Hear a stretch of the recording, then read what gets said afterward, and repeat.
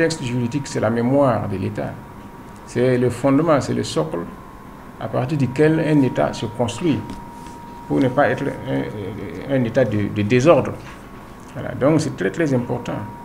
C'est pour ça qu'à la primature ici, nous avons fait mettre en place une banque de données, à la direction du service de l'informatique, avec le personnel du cabinet, afin que cela serve, n'est-ce pas, de base, de repère pour notre travail.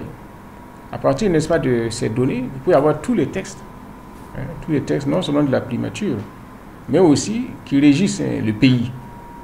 Et donc, nous invitons, n'est-ce pas, le public à consulter cette banque de données, et ça va leur faciliter le travail.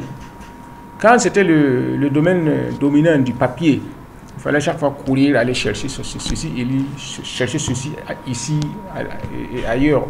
Mais avec une banque de données, tout est regroupé. Et en un clic, vous pouvez avoir le document que vous cherchez en fonction de la fenêtre que vous aurez utilisée. Donc voilà la réalité de la banque de données de la primature. Et je pense que nous sommes parmi les premiers à avoir mis ça en place. Ailleurs, on essaie depuis longtemps de le faire, mais ça n'aboutit pas. Non, nous, en peu de temps, nous avons mis ça en place. Et je pense que cela peut servir d'exemple à toute l'administration pour accélérer la numéralisation des données et la dématérialisation.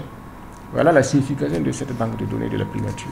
J'ai invité tout le monde à le consulter, mais il y a une banque de données qui va concerner tout le système du Burkina Faso et qui est en cours. Voilà, nous avons mis ça ici en place pour montrer que c'est possible.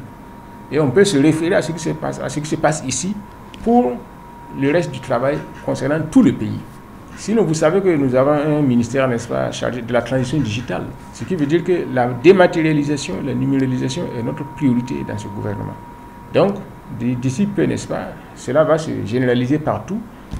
La connectivité, vous savez que déjà au niveau de l'enseignement supérieur, toutes les universités sont connectées dans le réseau Internet, à l'exception de l'université Bernard Lédia Ouedraogo. Mais ça aussi, c'est pour des problèmes conjoncturels qui seront résolus.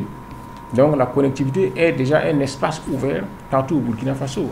Il y a l'université virtuelle du Burkina Faso, où les enseignements se font à distance, par vidéoconférence, etc. Les recherches aussi se font à travers le numérique. Donc c'est un processus dans lequel nous sommes lancés. Et la primature a voulu donner, n'est-ce pas, le haut là, le clic de départ, pour que les autres s'en servent et que les autres emboîtent le pas.